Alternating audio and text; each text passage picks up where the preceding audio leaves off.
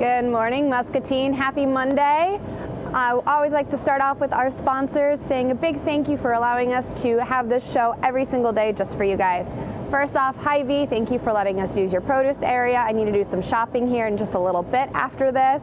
Unity Point Health and Trinity Muscatine, Muscatine Power and Water, Becky Insurance, Toyota of Muscatine, Rivo Plumbing and Heating, Impact Fitness and Nutrition, and Suntan City, along with Lutheran Living Senior Campus, Impact Life Blood Center, Harper's Cycling and Fitness, and then our two newest ones, Muscatine County Fair and Bayer of Muscatine.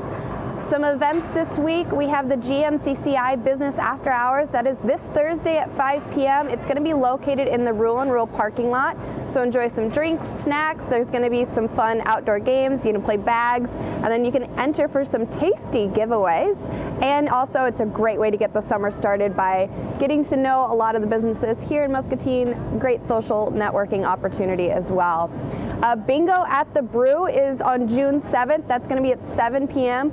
It is a music theme, so test your music knowledge. Don't trust my knowledge on music. I only know certain people, and that's about it. But I will go from, I don't know, I would say Miley Cyrus, Kesha, but I love Billy Joel, and I am a diehard fan of Elton John. So, okay, never mind. I'm a pretty wide range of it. Maybe I will go to this now. I have to. It's free to play, opportunities to win some free drinks, and it's open to all ages. So be sure, Bingo at the Brew, June 7th at 7 p.m. Something that is going to be starting back up, it's the second Sunday concert series. This is going to be at the Musser Public Library, and it starts this June 12th on Sunday. The concerts go from 6 to 8 p.m. And then it is going to be the Leading Seventh. It's a band composed of West Liberty High School students. They are going to be opening this year's concert series. So it's second Sundays at Musser Library from 6 to 8, and that is this Sunday, June 12th. And then also, Tony talked about this last week. It's the Muscatine Community's YMCA's Lip Sync Battle. It is back. So that is Tuesday, June 14th from 5 to 9, and that is also going to be located at the Mississippi Brew patio. As long as weather holds up, they will have it outside. If not, they'll move it inside. So those are some really fun events, a lot of music, and a lot of great opportunities to kind of social network too for you. I always love to talk about national days, and I don't have a yo-yo, but it is National Yo-Yo Day. We looked, we could not find one. It's also Gardening Exercise Day, and I need to get out to my garden, but at Impact, we always like to say, if you have a body, you're an athlete. So that applies to everything that you do. That even includes gardening. So weeding, digging, tilling, planting, mowing, raking, and walking. You are moving your body, so those benefits are being outside, fresh air, and of course the sunshine. So it is National Garden Day. If you have a garden, you know what to do today. So also with this month, this one's very special, near and dear to my heart, to my husband's heart, and to the wonderful lady sitting next to me. It is Alzheimer's and Brain Awareness Month, and there's no one else better to talk about this than the one and only Megan Francis. Thank you. Hello. That was quite an introduction. Well, you are the one and only, and you are also my boss. So, introduce yourself. Yep. And what you do. Yep, I am Megan Francis, and while I do many things in the community, working with Crossroads and Senior Resources, I'm here today as the walk chair for the Walk to End Alzheimer's here in Muscatine. Perfect. And then what does this month mean to you? So this month, really every time I put on my purple shirt, so we're both wearing walk shirts today. Thanks. This was last year's, that was the year before. You know, I really think about the people that may see the shirt today and think, I know someone's supporting me because they've done the Walk to End Alzheimer's, or I've seen that purple. Mm-hmm. And that's what it means to me. I have not specifically been impacted by a family member, okay. But working in assisted living with memory care for a long time, those became my family. Yeah, you've seen it firsthand. Yep, so not only the residents, but then watching their families struggle and understand. So many people would come in and not even realize that their parent needed memory care, and that was maybe the best road for them, just knowing Mom's not right. This is so weird. And they would just, these counts that they would tell, like, now packing up all their stuff and leaving. They don't recognize that this is their house because maybe at some point in their life they moved. Yeah. So they're thinking that their childhood house or their house where they, raised their family is really their home, and this one isn't. Using different objects incorrectly, not being able to do many of the routine things that they used to do. Like driving a car. Yes, like driving a car. And I would go, we're probably dealing with early signs of dementia or Alzheimer's. And then it would, kind of the learning would start and the realization. And I know Scott said it many times. I know that it's definitely what you guys promote a lot and put on your pages. It's really losing that person twice. So it's that moment of, this isn't my parent. This isn't the one that I remember. And for those who are especially going through that stage, to see the purple, to know that there's a crowd of people, that there are other people who have gone through some of the same experiences, or at least are just thinking of you as you go through kind of that scary moment, and that there are resources as well. That's what it means to me. So I have, this month we're trying to get everybody to go purple. If not for every day, I'll admit it, I'm not going to be in purple every single day. I have a lot of purple, but probably not that much purple. But just the moments you do, just thinking about those people and the cause. So especially the week of June 13th to the 21st. The 21st is the longest day of the year, which is another Alzheimer's fundraiser to think of people for the longest daylight hours and do your own awareness or fundraiser that day. So if you're going to pick one day that you're going to go all in, The 21st. the 21st is the day. Got it. The week of the 13th to the 21st, our bridge will be purple. Good. I know Brad Bark's doing his building. My house is purple. If you drive down it on Mulberry, you'll know where I live now. Yes, you have all purple. I got my purple lights up. I need a purple flag. That's what I need right now. That's what I'm trying to find. I just need a straight purple flag. Yeah. So just those things, that you can think of.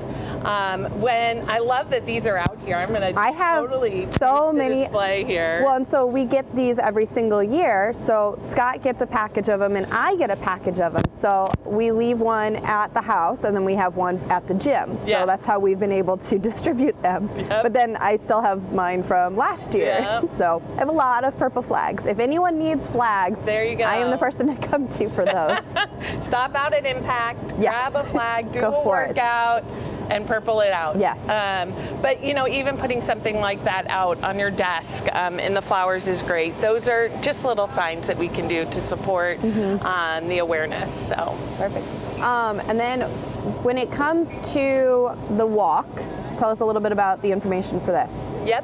Walk will be a Friday night again, September 23rd. 5:30 start time. Okay. And registration, I think, is 4:45 or something to 5:15. Really, and we found this last year, most of it's done online now. Yes. You can register online. Donations are super easy through the app or online. But you can turn in donations that night. We will have some tables now. We've kind of been shut down from that. Our restrictions are being lifted. Providing we continue in the right direction. Yeah. And so you can get some information, support. Hy-Vee's been a great sponsor for water and food, so you can come out, just mingle and talk with people. Really, the night of walk, I always tell people we do all this work, and the night of walk is really that celebration of coming together. Yes. So we hear some fantastic stories, and then head out on that walk trail. It's going to go right down Friday Fest again. So some music playing, cheering section. We need this year we need to ask them to play a certain song while we're walking. Okay. We'll see if we can collaborate with whoever's performing that night. Be like, hey, this is the song that we should have while we're going past you. There we go. There we go. The Keep Muscatine Beautiful group has been a wonderful partner since we kind of ended up on the same night. But I think it just makes it more of a celebration of everything that night. So what was it? We had Almost Friday Fest. We had the Big Brothers Big Sisters and the walk all in one day last year. Yep. People were going down the wall. We were setting up and watching them and cheering them all on. And then we kicked off, and then music to finish it out. So It was windy last year. it was a windy day. Jordan and I had these giant, I don't even know what they were, flag banners, like poles. And it was so windy that she was holding on to it while I'm trying to stake it down. As we were walking away, it actually went from here to here, and it was in the roadway. So Jordan and I had to go back and grab all of them. Michelle Kelman helped me on the other one that was near the play structure, because it was about to go into the play structure. Yeah. It was windy, so wind this year, if you could just I know. keep it at a low, that'd be great. I know. It's a You lot. never know what our weather's going to throw at us, do No, I'm never sure what it's going to do anymore. I just don't know. I mean, one day it's, you know, beautiful and sunny, and the next day it's 50s. It's crazy. I think I see someone pulling up right here, because I'd like him to tell a little bit about his story. we? Yeah. Yeah, like you were saying, that you don't have anyone personally in your life, and I don't either. But I am now experiencing it firsthand with Scott's dad. He's starting to show early signs of dementia. Now this man is 92, or will be 92, excuse me, and you know, he just suffered from a stroke about 6 weeks ago, I think it's now been. And you know, he's still in recovery, but he wants to go home, and he wants his car keys. But we recently just put a tracker like in his car.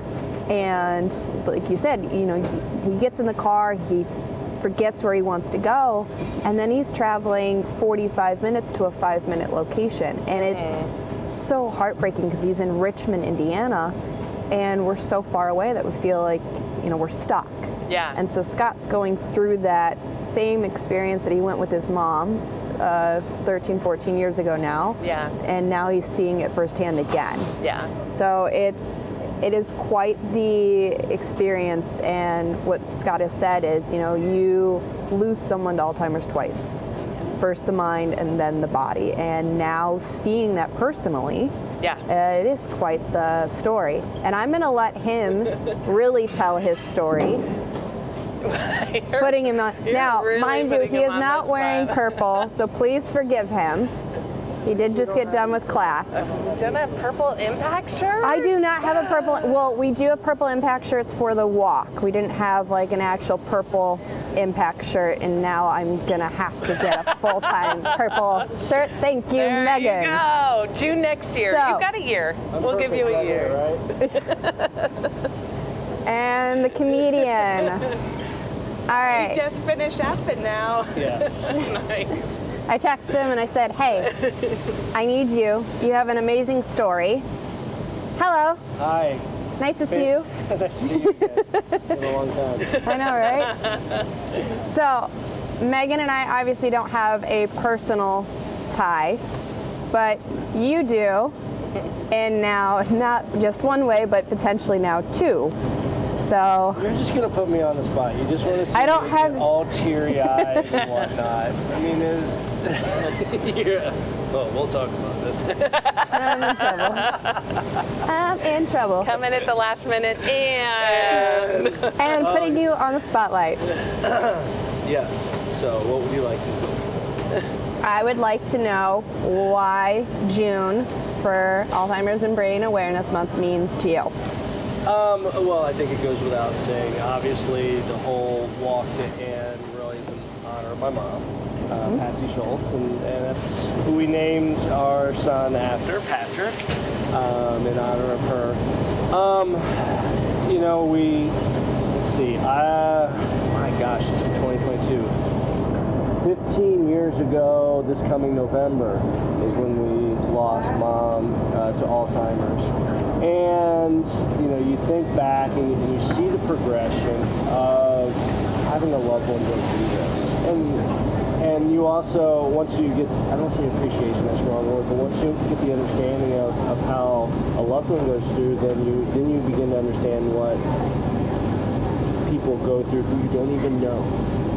And with Mom's case, you know, we saw some declining abilities, if you will. You know, we always gave her grief about she's getting a little older, getting a little senile. We make those jokes, and little did we know that, you know, we started seeing the pattern of just forgetfulness. And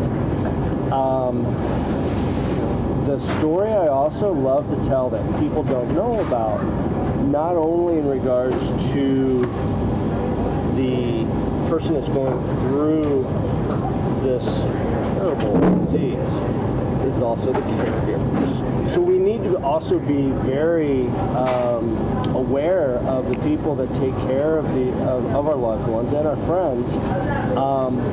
My dad's a very proud person, and he took on the role of caregiver. But to be able to continue, you know, his daily stuff, his daily routine, if you will, and then look after mom, mom would slip outdoors, and she would walk to these places that she would know, and it was very frustrating.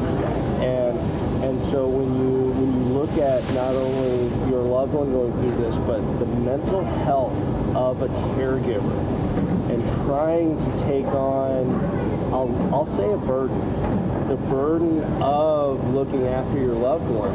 And I don't know if burden's the right word, but you take on this extremely hard task of doing this. His health is starting to decline. And so, a little bit of a runny nose here, not crying. Yet. Yes. But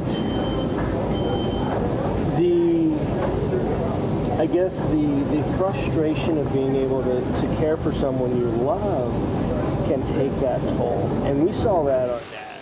And so, you know, and I will dive one level deeper. Because that caregiver then feels they can't do this. When you put somebody in an assisted living, especially we had called AAA, it was Alzheimer's assisted living. And then the guilt that he had because he couldn't take care of his loved one, and that hurt him emotionally.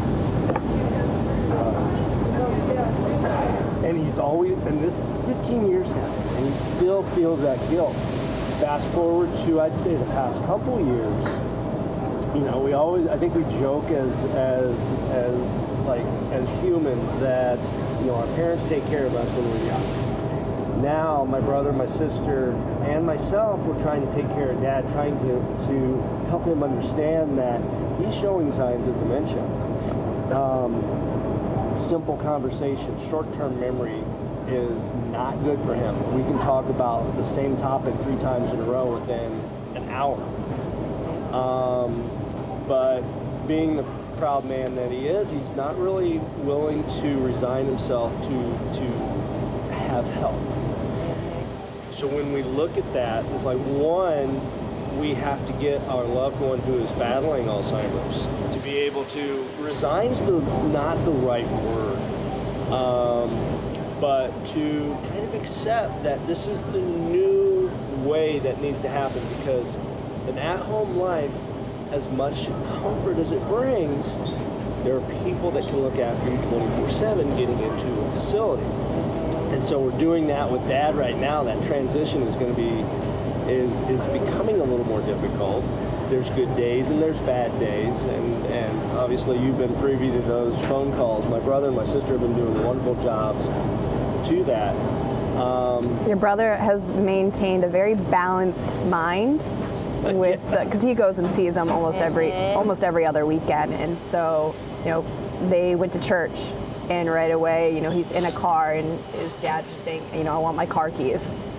And just trying to slowly, not say you're not getting them back, but just saying, hey, you're good with where you're at right now. We as a human being do not like to give up our independence. We've done it for this long, this way. I'm going to be all right. We're stubborn. And I swear, if you look in a name dictionary, the word Schultz means stubborn. Yes. Thick-headed. But yeah, that is the toughest thing. it goes well beyond just taking care of our loved one who's going through Alzheimer's. There is such a trickle-down effect. And when you think about the actual caregivers who are trained in this, I mean, hats off to them.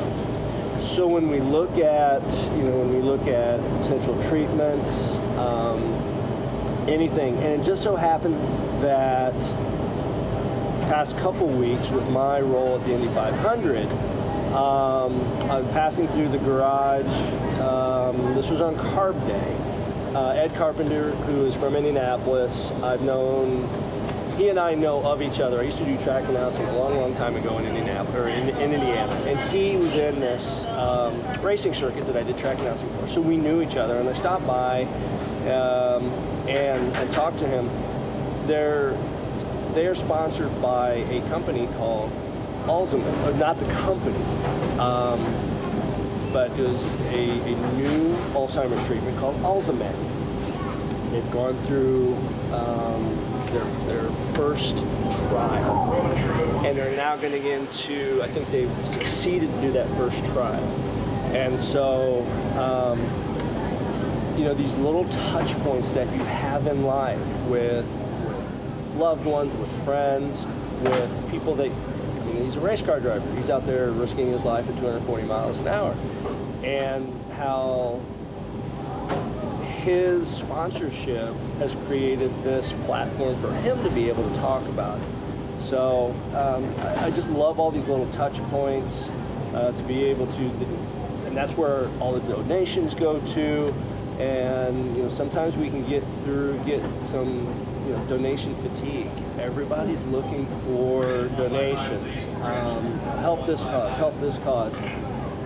When you are, I guess, engrossed in Alzheimer's, and when something is so passionate that you talk about it and try to be an advocate for it,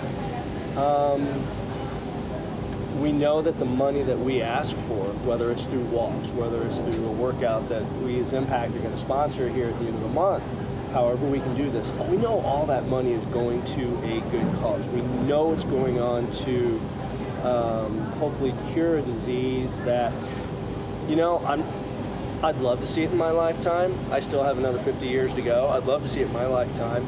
I would love to see it in Patrick's lifetime. Mm-hmm. But what about Patrick's kids?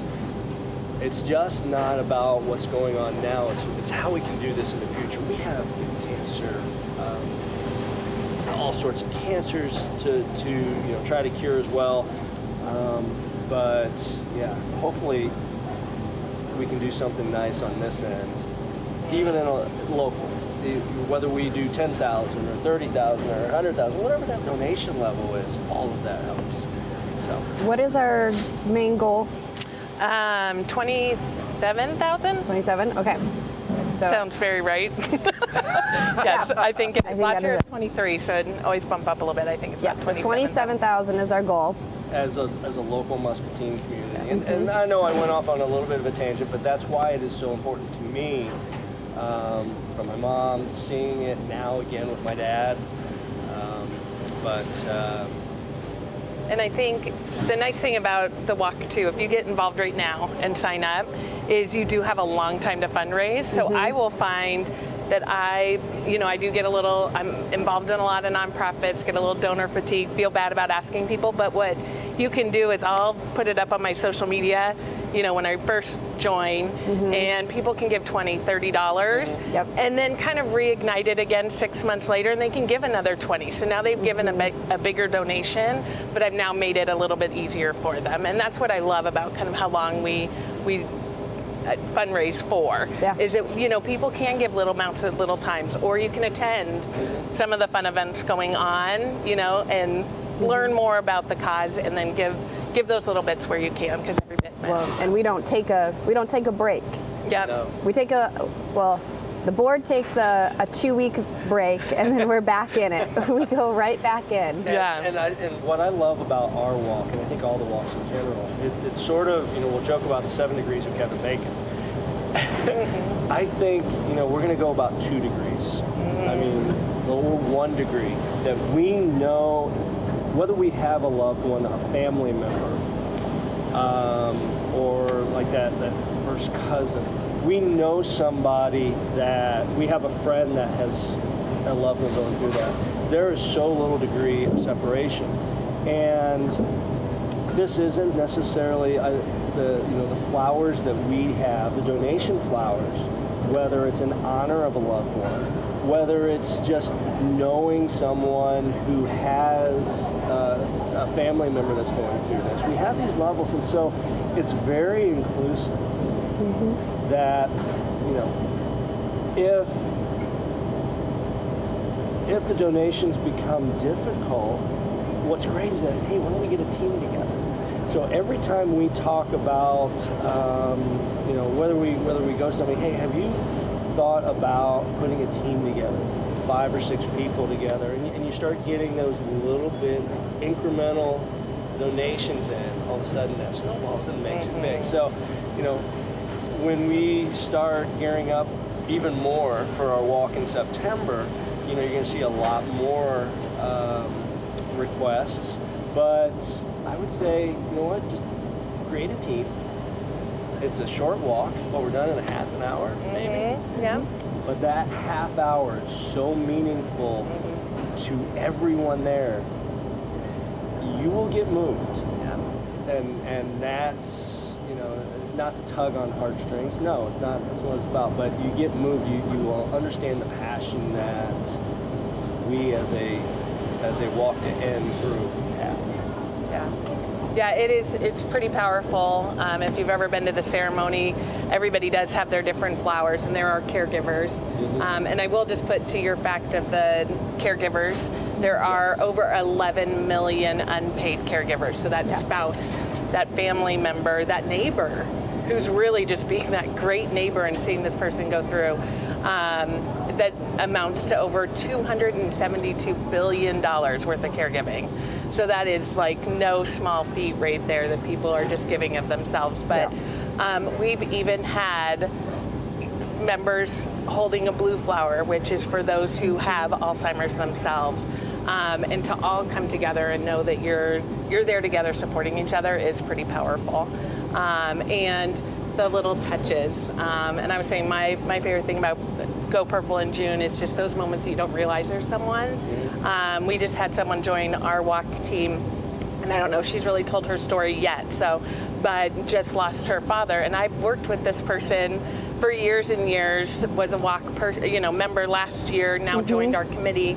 And you just don't realize, what their struggle is, and to know that there are people, and when they're ready to look for that assistance, that we're all here to help. So I think you bring up a great point, that there are a lot of people that, one, are afraid to let people know that they're taking care of a loved one who has Alzheimer's, or really, a little bit of denial that maybe this is happening. And I think that's what we need to get. We need to lift that veil off of the, I don't know what necessarily the word I'm looking for, but just the secrecy of it. It's, blow the secret up. And if you know somebody that is taking care of of a loved one who has Alzheimer's and it's in-home care, do me a favor, go in and check on it. Say, hey, how you doing? Can I make you anything? Can I run an errand for you? Because they need the help whether they know it or not. Caretakers care to be stubborn. Yes. And I'm now seeing that firsthand. Yes. I'm seeing it between. Yes. And we sit here, it's like, if we all see tendencies like, oh my gosh, I can't remember this, I can't remember that, and we start doing these self-checks. It's like, well, do I really have it? No, let's not get bogged down in that. But I certainly hope that if it were to ever happen to me, then this one over here would say, listen, this is what we need to do. And, hopefully we can, I would be of mind to be able to accept that because we are fiercely independent. And you say it quite often that, you'll forget something, and it does scare him. And it's like, it's okay. Like, it is okay to forget things. Like, yeah, and they say it's really when it disrupts that daily life. So not, where did I put my keys, or why did I walk into this credit room? card. Which, Okay. Hey, you leave my credit card out of this. or even every now and then that moment, right, of like, where am I driving? My car just went to Hy-Vee, because that's where I always go, but I meant to go to, work. Yep. And her and I were talking Hy-Vee about and work. Yeah, about the tracker in your dad's car. That has been eye-opening, and to see the GPS go all over this place. And so hey, where'd you go? Oh, I went to the bank. How was that? Oh, just down and back. And forgetting to take pills and all of these things. The brain processes that it has been done, even though it hasn't. So yeah, there's so many little bitty signs. But yeah, your dad will remember my red hair and my tattoos. And that's the long-term memory. We went to go visit him, and he right away grabbed my arm very gently and was just looking at him. He's like, "When are you getting these removed?" I was like, "You're 91 years old, and this is what you want to ask me right now, is when I'm getting my tattoos removed." And we were talking about long-term memory. One of the best memories that I have, especially with Mom, is singing songs of her youth. Music is so powerful in regards to, it's not a therapy to cure, but it's just it's a therapy to make happy. Absolutely. I love that phrase. So yeah, there's a lot of good things beyond the negatives that we see in our little bubble. There's so many positive things to get out of it. And this is why I had you stop by.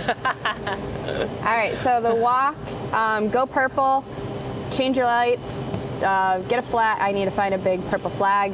I have a lot of these walk to end flags. Get a little flag. You want a little flag? Please stop by and grab one. I have a lot. It's backwards, by the way. Just go purple, wear purple, have it at work. I changed. If you go to Impact's page, you'll see that our profile picture and our banner is purple. Obviously, you now realize that this walk and this month means a lot to Megan, my husband, and everyone that is part of our board and our committee. I mean, Muscatine is going to be decked out in purple. I love the fact that our color is purple, so it works already perfectly. Yep. Works out beautiful. And then September is our walk at Riverfront. You can sign up now going to alz.com/walk. There we go. /. And make sure you find Muscatine, Iowa. Yes. What did you just say? We're trying to figure out which way the slash / or / I don't remember, guys. /walk. The slash won't matter. But make sure you do Muscatine, Iowa for our walk. There's a lot of walks happening in the month in September for Iowa. There's quite a few happening almost every week, I believe. And I will put out, so once you register, there's no charge to register, encouraged to do a self-donation, but the goal really is for everybody to to fundraise $100 to earn their walk shirt. And I will say, I opened up my email this morning and someone has earned her walk shirt. Woohoo! Autumn, yay! So, you still have not put your money in yet, by the way. So just earning and knocking off those little amounts slowly. You guys always do a fantastic job, and you've got some all-stars on your team. I would say Megan, Terry, there are 2 all-stars. Megan outbeat all of us last year. I think she's already up at the top of the leaderboard there with Michelle Rhodes. So yeah, definitely leading the way. Yeah, she always does. She's amazing.